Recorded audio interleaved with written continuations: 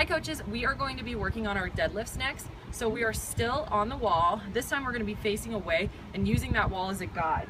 So when we did our wall squats, we really challenged them to push their hips back, and the deadlift here with the wall behind us is going to be putting all that into play. So you're going to have to ask them to play around on the wall themselves, and as a coach you're going to have to walk up and down the line, and again split into 2 groups, 3 groups, 4 groups, however big or small you want your groups to be, so you can really be hands-on for this.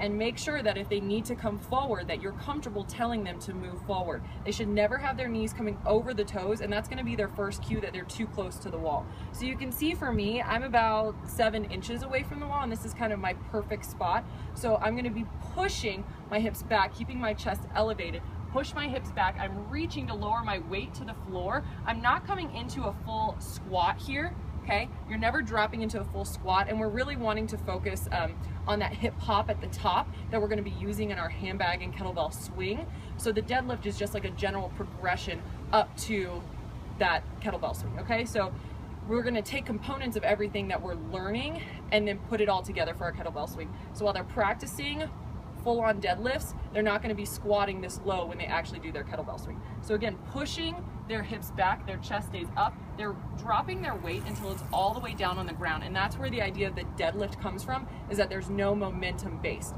So the weight completely drops to the ground, it's dead weight, and then they have to use their hips to power up.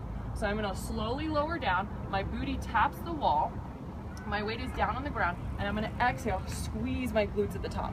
So while I'm still pushing with my hips, I'm not popping my hips forward, okay? I'm engaging my glutes and my hamstrings, but I'm not pushing here, because that's putting a lot of pressure in my low back. So make sure that they've got that nice straight line at the top, but they've got their glutes engaged. So again, push back, chest stays elevated until my weight drops to the ground, weight's in the heels, knees aren't coming over the toes. I'm gonna exhale, squeeze at the top.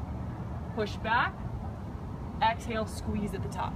Core is engaged, nice straight line, crown of the head all the way down to the heels.